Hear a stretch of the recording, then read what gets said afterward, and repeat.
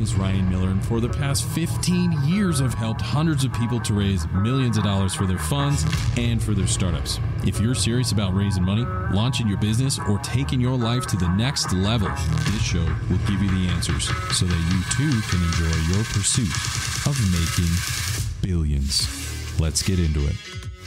If you want to run a billion-dollar real estate fund like the big dogs, then you need to understand how to launch, run, and administer deals with your investors. So my next guest has dedicated his entire career to helping you do just that, and in a few short minutes, he's going to walk you through his best advice on how to win in real estate so that you too can enjoy your pursuit of making billions. Here we go. Hey, welcome to another episode of Making Billions. I'm your host, Ryan Miller, and today I have my dear friend, Matt Burke. Matt is the chairman of Verivest and the founder and CEO of Fairway America. With 1 billion AUM, he knows how to launch funds, raise capital, and build a wildly successful real estate fund. So what this means is Matt understands real estate investing, raising capital, and how to launch a fund, and he's about to teach you and I how to do the same. So Matt, welcome to the show, man. Brian, thanks for having me, man. Big fan of the show. Appreciate being on there. I'm excited. It's a privilege to be here. So thanks to you and the community for having me. Yeah, man, it's an honor. I've been following you for a while, and I am impressed with everything that you've done over a very long career, and the hits just keep coming, man. So it's truly my honor to have you on the show, and all of us here in the Making Billions community, we are certainly blessed to have you. You know, you've done a lot of things in the private investment space, particularly in real estate, helping people launch funds, and you've done it all, brother. You know, people starting out, you've been a beginner at one point. I've been a beginner at one point. What would you say to people in the early days where they're starting out? How do beginners win in your industry? And then after that, how do they not lose? So how do they win? Yeah, well, how do they win? I think there's a lot of people that want to start a real estate asset-based fund. And I think how you win doing that is you take the walk before you run. So take steps to do individual deals. I certainly did. And I think a lot of the most successful fund managers that I've worked with, coached, advised over the years start by doing one deal at a time. So, syndicate the deal, fractionalize the deal if it's a loan, match up one investor, one deal at a time, and get your feet wet doing that. Don't jump straight to the fund. It's an order of magnitude more complex. Yeah. So you really want to understand what you're doing. I think that's probably the biggest thing is walk before you run. Yeah. So kind of do a couple syndications before you launch a fund. Yeah. If you're in the direct ownership of real estate business, syndicate a couple deals, bringing in multiple investors into one asset. If you're in the lending business, fractionalize the loan where you bring multiple investors into a single loan. But a syndication or a fractionalization is one deal, multiple investors, whereas a fund is multiple deals, multiple investors. Yeah, I love that. Are there any areas in there that you would advise people who are starting out in the real estate business who maybe say, hey, one day I would love to own a fund and have 1 billion AUM and now all these famous accolades, but you got to start somewhere? Are there particular areas that you would advise someone who's starting out in the real estate, who wants to do these private deals? What areas would you say they really need to drill down and understand well? Well, at the deal level, I think you need to understand the operations of whatever asset type it is that you're doing. So if you're buying property directly, property management, understanding financing, how do you capitalize it, understanding all of the aspects of property ownership, liens, title work, encroachments, easements. I mean, all of that at the very beginner level. If you're in the finance business, understanding the ins and outs of how loan agreements work, how foreclosures work, how we're taking property back, what the accounting treatment is on all that. There's a large number of things to know and to learn that will be important if you're trying to run a fund. So I'd say start with blocking and tackling and start with the basics. I love that. And, moving on to the second part of that question, same side or different side of the same coin. How do they not lose? How do they avoid getting wiped out in the early days? And what's some cautionary tales you can share with some of our listeners who are just starting out? Yeah, probably the biggest one is to try to be really clear on your objectives, know what you're trying to achieve. I think there's a propensity for entrepreneurs, certainly myself included over the years, to chase shiny objects. Whatever the latest, greatest thing is, get sidetracked or try to do too much. So I think probably my biggest guidance on how not to lose is, take one step at a time. Identify clearly what you're trying to do first, set a plan to do it, stick to that plan, try to avoid shiny objects. Yeah, thank you for that. And that's really good advice for people who are starting out, how to get some early points on the board, how to avoid getting knocked out. But I'm curious, real estate has really been on a lot of the listeners and a lot of my friends who are in real estate. You're definitely one of them. Is they're saying, yeah, the market is interesting is what I hear a lot. That could mean many things, but what are you seeing out there? What's going on in the market? Yeah, I would say interesting is a good euphemism, Ryan, for very difficult and challenging in the moment. I think after COVID, the market, everybody thought the market was going to struggle, and certainly some submarkets did. But, the market just caught fire. And then once interest rates started skyrocketing, it's been just a complete reversal, and the markets are very, very challenging. I always say in the real estate world, there is no one, market. There's thousands of micro markets, right? There's asset classes, but then there's sub asset classes. So, pick an asset class. Multifamily. Well, there's class A, urban multifamily. There's class A suburban multifamily. There's high rise. There's low rise. There's class B. There's class C, right? There's a lot of different types of multifamily, and that's true for office or retail or industrial or whatever type you want. So there's a lot of micro markets. So Ryan, when I talk about, the market, I'm always careful to say, you can't extrapolate, one answer across all markets because they're very different. But broadly speaking, but real estate's a heavily dependent asset class on capital availability.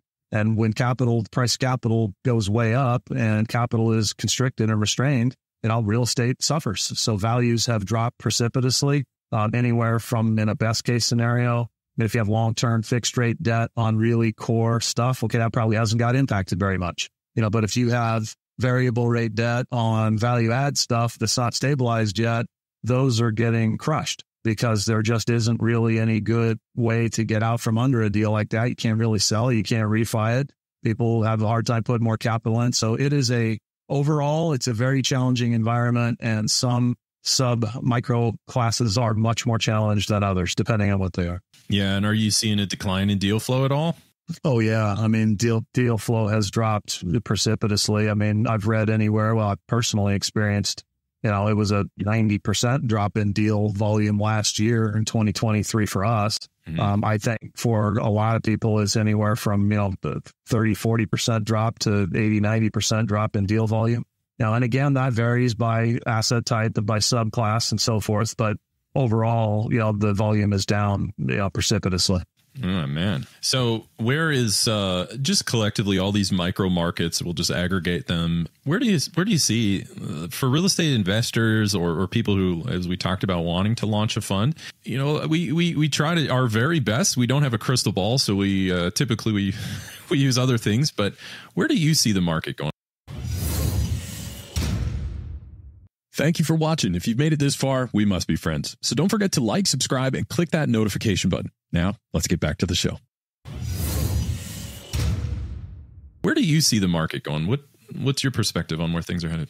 Yeah, well, we, as I think you're aware, Ryan, one of the business lines that we have at Verivest is fund advisory and guidance and creation and setup, right? So we're always working with clients to set up new vehicles. That business actually, that volume was not down last year. That volume was actually up because a lot of people are trying to position themselves to take advantage of what they believe will be new opportunities as a result of everything that's going on. And of course, the flip side to, a downside or a downturn is that after the markets recover, they tend to go on a run, right? So we're seeing lots of different strategies that people are putting money together for. I think probably the most popular one right now is rescue capital. So you're seeing quite a number of funds that are aggregating dollars to inject into some of these challenge deals to come into either a pref equity slug or a mezzanine slug to provide capital to challenge deals to help, try to get them to ride it out to the other side and make that happen. That's probably the number one thing that we're seeing. There's a host of others, but that's probably the biggest one.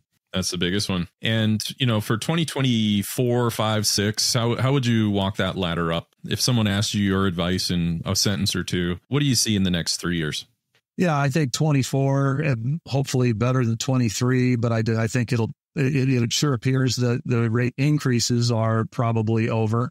Rate decreases, which I think is what it's going to take to start getting some real, traction, volume, enthusiasm back into the market. And as you said, I don't have a crystal ball, but my best guess, Ryan, probably second half of 24, you start to see the creep down and start to see a little bit of unthawing in the market. I think 25 is better than 24 and starts getting, where you start seeing some people really jump back in. And then once the froth starts to happen, that's when you'll start to see much more rapid, increase in values and so forth. And that probably happens tail end 25 into 26. That'd be my best guess. That said, what do I know compared to anybody else in the world? Well, look, I've read your resume, and folks, I would encourage you to do the same and figure out how big of a deal Matt is. And when he speaks, a lot of people listen, including myself. So he's whatever your opinion is, I'm sure a lot of people are very interested in that. You're very qualified in that area. So 2024, looking okay. Second half of the year, maybe get some lower interest rates. 25, a little bit better. And then maybe 2026, we can start to see a little bit of that stardust sprinkled on the real estate markets. Think we get that right? That'd be my best guess, and you're too kind on the compliment, man. I appreciate that. You obviously highly successful in your own right in your whole community, but yeah, I think if I was guessing, that's kind of how we're playing it out. I mean, our fund advisory side of the house is really gearing up toward lining up some new fund opportunities across a variety of asset class. So that's exciting to watch. Man, brilliant. As we round third base and we look at, we got a lot of people from all different kinds. We got fund managers, family offices, investment bankers, and recovering executives like myself. So we got all kinds of people that are looking at this, primarily on alternative assets, dealing with funds that know how to win, everything in this area. I'm curious if any one of those people that I just described came to you and they were looking for all of your advice or some of your advice. What's maybe 2, maybe 3 things that you can outline that you would give to people who are just starting out? Well, probably the biggest one, Ryan, is to be a lifelong learner. I mean, you've heard the phrase "leaders are readers," right? I mean, learning. When I was young, I kind of thought, "Hey, I get out of school, and now I don't have to learn anymore." Well, nothing could be further from the truth. Fortunately, I learned that lesson early in my 20s, and since then, I've become. And I see the books on your shelf back there, right? It's like all the most successful people I know are people who are committed to lifelong learning. So there's an infinite amount of material to absorb and to study. So pick those that make sense for whatever you're trying to do and dedicate yourself to constantly learning and growing. And that's really the key to success in my mind. I love it. And if you want to launch your own investment fund or raise capital or whatever that might be, how do you balance, or what's your perspective on reading? Well, we know that's encouraged, but versus maybe on the site training, do you feel like those are both useful, or what's your position on that? No, absolutely. I think that you can, read and study and do all that, and that's helpful, but nothing teaches like doing. And frankly, teaching nothing helps you learn more than teaching the material. So ideally, learn it, do it, teach it, and that sinks it in the most deeply. But I'd say for people that are thinking about setting up a fund, another advantage is go to work for another fund, right? Or work at a fund somewhere else where you can learn some of the things that aren't necessarily on your own time if you're gonna, trying to be an entrepreneur, because you can learn a tremendous amount just by doing. You can learn what to do and what not to do. So yeah, read, learn, do, teach. Yeah, I love it. Yeah, teaching is such a powerful way. I personally take that, and as I like to say, you never truly own anything until you're able to give it away, and that includes your knowledge, especially your knowledge. And so you can provide that, and that's part of the show where guys like yourself and myself are able to just bring that and democratize a lot of that information just to help people know they can do it. So thank you. So be a constant learner. Yeah, earners are learners. So maybe a second thing, say, because I know a lot of people when they start a fund, they want to grow to the coveted $1 billion AUM. Right, I call it the Billy Club. So you want to get into the Billy Club. What advice would you give people who are aspiring to that? I think probably the number one thing, Ryan, would be know how you plan to raise the capital. I mean, where is the money going to come from? Yep. I think one of the most common themes that I see over all these, and we've set up and created and played the lead architecture role in several hundred funds over the last decade. I'd say it's very common that people are really not sure how they're going to get the money, or they have very big misconceptions on where that money will come from, or they think that if they set up a fund, it's the old if I build it, they will come philosophy, and that really doesn't work. There's depending on the type of assets that you're going after, that will, among other things, to a large degree influence the kind of investors that you can get. So are you going after what are you going after the retail channel? Are you trying to raise money through registered investment advisors and financial planners? Are you going through the broker dealer channel? Are you going to do it yourself and raise from country club, friends, family, et cetera? Are you trying to raise from institutional LPs, pension funds, et cetera? They're all very, very different. And people, I would say, are routinely, they have a very high rate of confusion or misconception around what they realistically can do or not. So people tend to waste a lot of time and money pursuing things that they have almost no chance of ever being successful with. So if you can figure that out, or at least have a pretty good idea going in, you can save yourself a lot of time, money, and effort by doing that. Yeah, I love it. Okay, so, and for those of you who are maybe new to the fund world, the way I view it, Matt, you may agree or disagree, but most people understand the importance of sales in a business. For a fund, that's kind of the same thing, right? Without sales, no, I've never seen a business succeed without sales. So same with a fund, never seen a fund succeed without capital. So raising capital, what Matt is talking about, is absolutely vital. Without it, you just got a bunch of expensive pieces of paper you paid a lawyer to build for you. But with capital, now we're able to do something. Now we're able to unlock value, not only for yourself and your family, many, many more. I love it. And what about, do you have another one that you'd love to share? Yeah, I mean, I think, like you said, doing it, working for somebody else, understanding how it works, that will save you a lot of time, and then understanding the capital. I mean, I think those are my biggest ones, Ryan. Everything else would be significantly less in value compared to those two. So if you master those two, or at least get 90% of the way, you're way ahead of the game. Yeah, I love it. So as we wrap things up, is there anything else you'd like to say to our guests at all? Any way to reach out to you, or any of the products, or anything at all? Yeah, no, I just appreciate the opportunity to be here. People can find me on LinkedIn. It's the best place to reach me. It's Matthew Burke on LinkedIn. Certainly can look up our companies on the web, right? fairwayamerica.com or veravest.com. Actively involved in both. Anything and everything involving real estate funds. We're heavily involved in it. So love to hear from you. And I hope, biggest thing, Ryan, I hope I bring a little bit of value to the community you've built, which is super impressive. And just appreciate you having me. Yeah, man, it's certainly our pleasure to have you and someone with your caliber and background. It is truly an honor, my brother. So just to wrap things up, folks, some of the advice that Matt gave us: be a constant learner, right? Leaders are learners, as he said. If you have aspirations on building a fund to grow to $1 billion AUM by being in the Billy Club, just be very, very clear on how you will raise capital. Take a course, join a mastermind, whatever it is you need to do to add pixels to that vision is absolutely vital.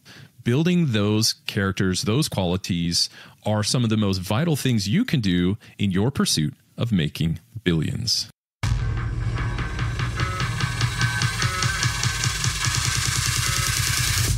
Wow, what a show. I hope you enjoyed this episode as much as I did. Now, if you haven't done so already, be sure to leave a comment and review on new ideas and guests you want me to bring on for future episodes. Plus, why don't you head over to YouTube and see extra takes while you get to know our guests even better. And make sure to come back for our next episode, where we dive even deeper into the people, the process, and the perspectives of both investors and founders. Until then, my friends, stay hungry, focus on your goals, and keep grinding towards your dream of making billions.